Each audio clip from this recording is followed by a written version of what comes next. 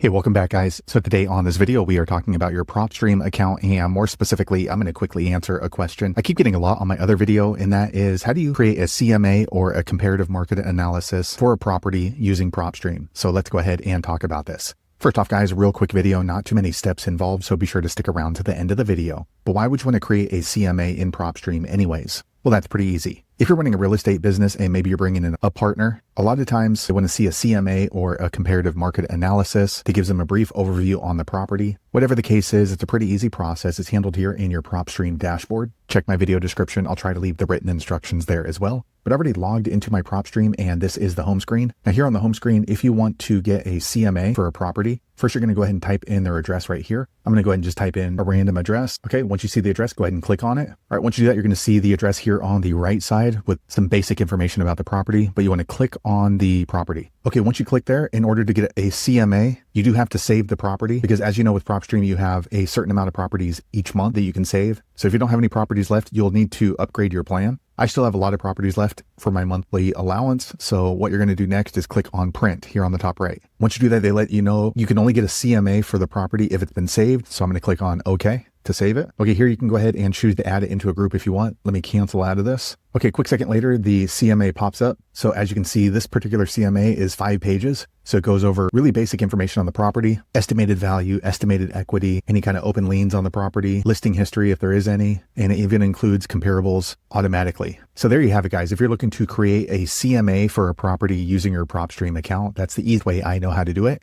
If you know an easier way, be sure to leave a comment below. Let the rest of us know how you did it. Hopefully you found that video useful. If so, click thumbs up or maybe consider subscribing to my channel, and I hope to see you on the next video. Thanks again for watching.